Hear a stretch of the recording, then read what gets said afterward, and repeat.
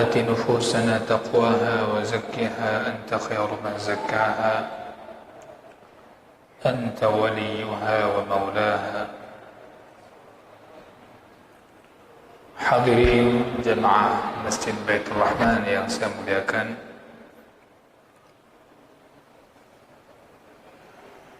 bersyukur kepada Allah Subhanahu wa Ta'ala dalam suasana hujan yang mudah-mudahan ini merupakan hujan yang memberikan rahmat, hujan yang memberikan manfaat, sebagaimana doa yang disunnahkan mengucapkan ketika hujan turun adalah memohon kepada Allah Subhanahu wa Ta'ala hujan tersebut memberikan manfaat.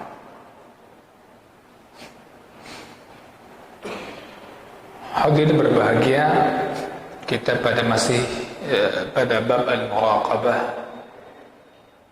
dalam kajian kitab Riyadhus Shalihin, masih pada penjelasan hadis Jibril alaihi salam yang dimulai daripada pertanyaan Jibril kepada Rasulullah sallallahu alaihi wasallam tentang Islam, kemudian tentang iman, dan sekarang setelah pembahasan iman kita melangkah kepada pembahasan al-ihsan, yang ini merupakan di antara inti pembahasan yang berkaitan dengan al-muraqabah. Jibril alaihi salatu wassalam berkata kepada Nabi sallallahu alaihi wasallam, sebagaimana diceritakan oleh Umar radhiyallahu anhu, Jibril mengatakan, akhbirni 'anil ihsan.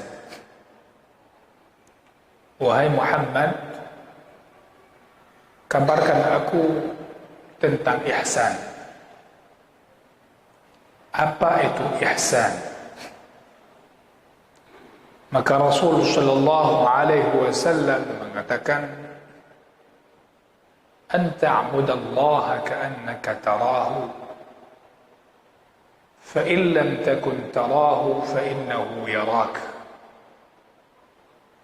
Engkau beribadah kepada Allah Subhanahu wa Ta'ala seolah-olah seakan-akan kamu melihatnya, melihat Allah. Apabila kamu tidak mampu melihatnya,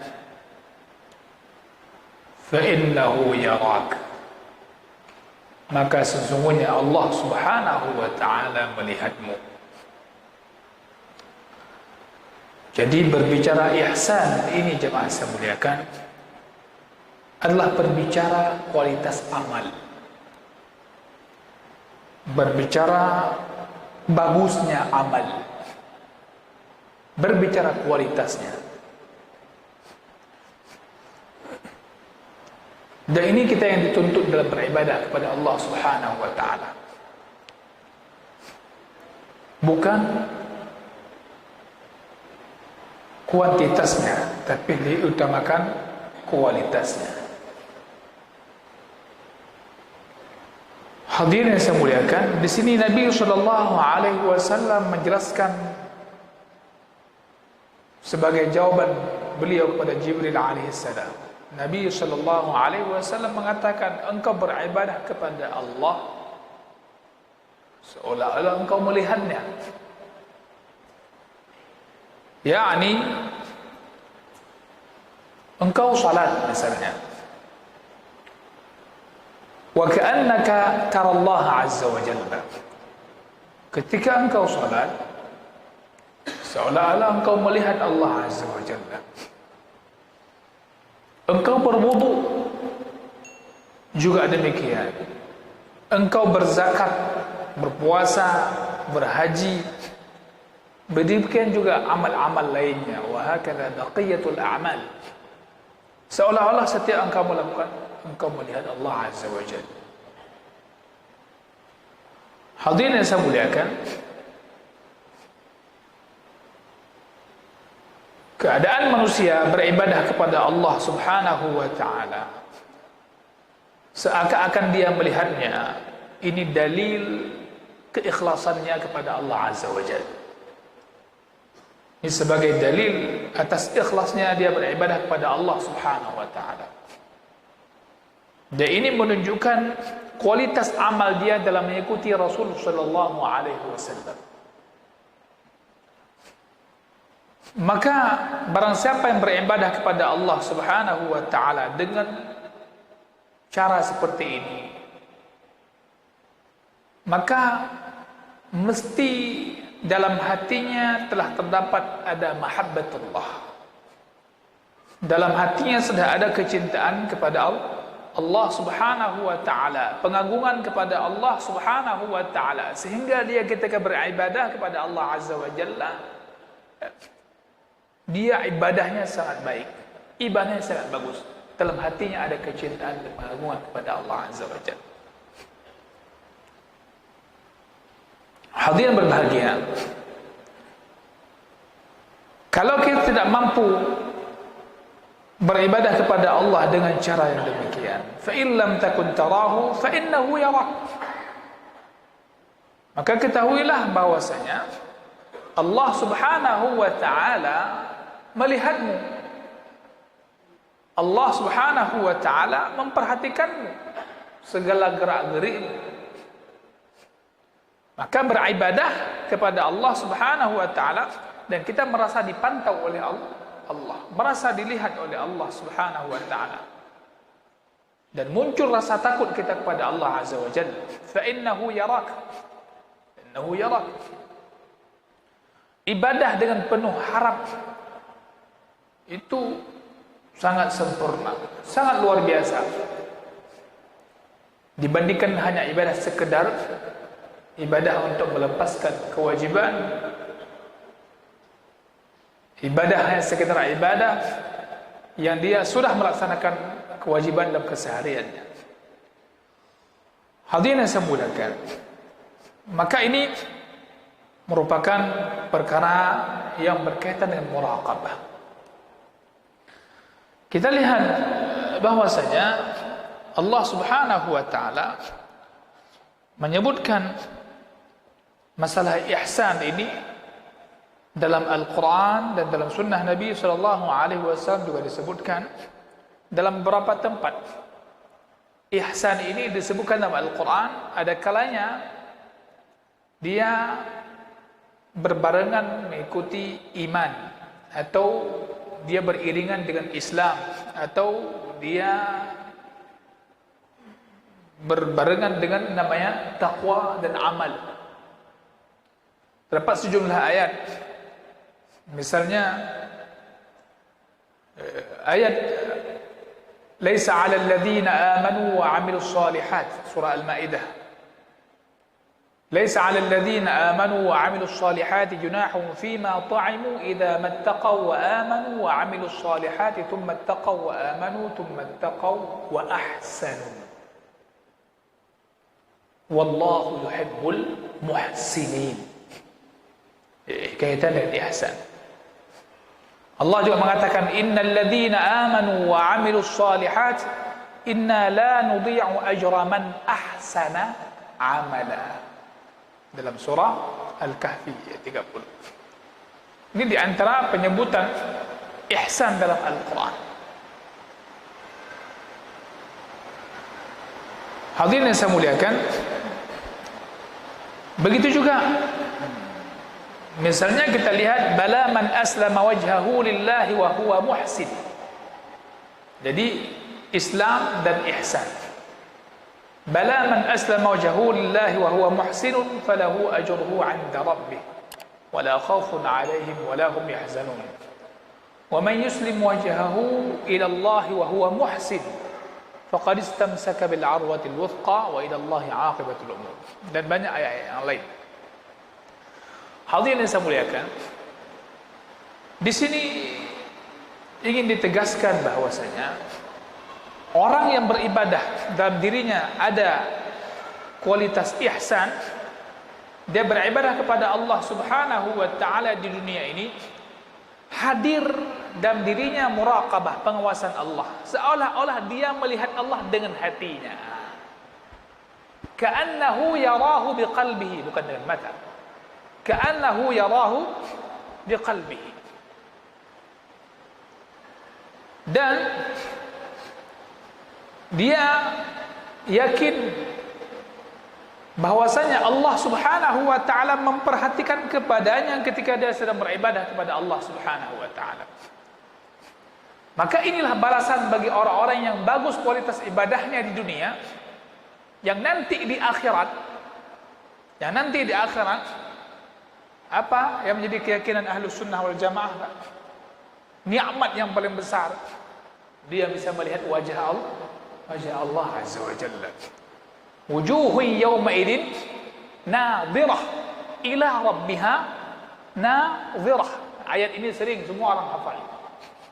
Dan ini nikmat bagi ahli syurga. Yang mana orang-orang kafir nanti akan dihijab.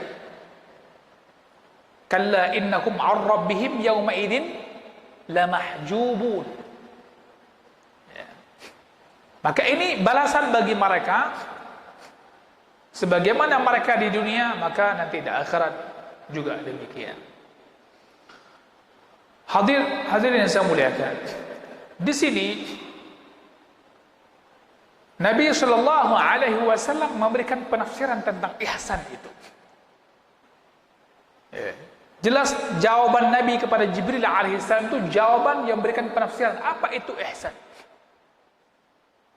Memberikan isyarat bahawa seorang hamba beribadah kepada Allah Subhanahu wa taala, yang mana dia hadir bahwasanya Allah itu dekat dengannya. Ketika dia berdoa kepada Allah, dia yakin Allah Subhanahu wa taala Maha mendengar doanya. Wa idza sa'alaka 'ibadi 'anni fa inni qarib ujibu da'watad da'i idza da'ani falyastajibu li wal yu'minu bi la'allahum yarshudun. Hadirin saya muliakan, maka ketika orang ada ihsan dalam dirinya ketika beribadah, menghadirkan khasyah, ada rasa takut, ada al-khauf, dia menghadirkan Allah Subhanahu wa taala begitu agung, begitu mulia, dia menta'zimkan Allah. Tidak ada yang paling memiliki haibah melainkan Allah Subhanahu wa taala.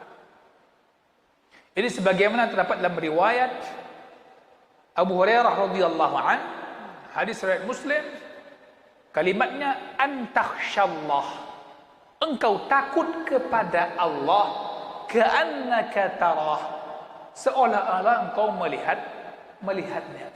Engkau takut kepada Allah seolah-olah engkau melihatnya. Baik, jemaah yang saya muliakan, maka kalau orang yang punya sifat demikian ketika beribadah, maka dia akan muncul ketulusan ketika beribadah, dan dia akan mengerahkan segenap tenaganya, kemampuannya untuk memperbaiki, menyempurnakan ibadahnya kepada Allah Subhanahu wa taala. Itu ihsan. Dia kalau ada ihsan, pasti dia usaha memperbaiki ibadahnya, berusaha menyempurnakan ibadah dengan sebaik mungkin. Itu ada ihsan. Ikan mekelih, hanya mekelihnya mungkin muncul ihsan. Dia betul-betul sesempurna, sebaik mungkin. Maka kita lihat bagaimana Nabi sallallahu alaihi wasallam beliau memberikan wasiat tentang ihsan ini. Di antaranya beliau memberikan wasiat kepada sekelompok sahabat beliau radhiyallahu anhum. Sebagaimana wasiat beliau kepada Abi Dzar radhiyallahu anhu. Nabi sallallahu alaihi wasallam memberikan wasiat kepada Abi Dzar. Dan kita kenal Abi Dzar, sahabat Nabi yang mulia, alaihi radhiyallahu an, apa kata Rasulullah? Apa kata Abi Dzar? Ausani khalili sallallahu alaihi wasallam. Kekasihku yaitu Rasul sallallahu alaihi wasallam memberikan wasiat kepada aku. Apa wasiatnya? An akhsyallah, agar aku takut kepada Allah. Ka'anni arahu, seolah-olah aku melihatnya. Agar aku takut kepada Allah, seolah-olah aku melihatnya. Fa illam akun arahu fa innahu yarani. Ya, kalau tidak dengan kelas yang tadi, level aku melihatnya, maka sesungguhnya ketahuilah Allah melihatku. Itu wasiat Rasul sallallahu alaihi wasallam. Ya. Enggak usah jauh, Pak. Sebagai bentuk evaluasi diri kita masing-masing. Ketika salat, hadir enggak bahwa Allah melihat kita? Dan kita selalu mengatakan Allah Maha melihat, Allah Maha mendengar, Allah Maha melihat, Allah Maha mendengar. Mana? Dadung pernah dalam bentuk syair ke anak-anak dia. Allah Maha melihat, Allah Maha mendengar. Sekarang pertanyaannya, ketika kita salat, hadir enggak bahwa Allah melihat kita? Nah, kalau enggak berarti masalah di kualitas keimanan. Maka di sini ulama mengatakan al-ihsan ini adalah min afdalul iman. Iman yang paling bagus adalah tingkat ihsan. Kamu faham? Maka dia pegang iman, dia pegang ihsan. Pun Islam, kedua iman, kelak ihsan. Maka ulama berpegang apa? Ihsan, al-ihsanu, ihsan itu merupakan iman yang paling baik, yang paling afdal, yang paling bagus. Ya, itu ihsan. Itu wasiat Rasul sallallahu alaihi wasallam kepada Abi Dzar. Kita lihat juga Rasul sallallahu alaihi wasallam juga mewasiatkan itu kepada Ibnu Umar radhiyallahu anhu. Ibnu Umar radhiyallahu anhu dalam hadis riwayat An-Nasa'i mengatakan bahwasanya Rasul sallallahu alaihi wasallam memegang pada sebahagian tubuhku. Kemudian beliau mengatakan, "U'budillah ka'annaka tarah." Beribadahlah kamu kepada Allah seolah-olah engkau melihatnya. Jadi Pak, ini kalimat-kalimat hadis, pesan-pesan Nabi kepada para sahabat selain hadis yang kita bacakan, hadis bab tadi. Jadi Rasul dengan para sahabat sering memberikan wasiat hal ini. Dan hari ini wasiat itu sampai kepada kita melalui hadis Rasul sallallahu alaihi wasallam yang sudah dibukukan oleh para ulama alaihi wasallam radhiyallahu anhum wa ghafarallahu lahum.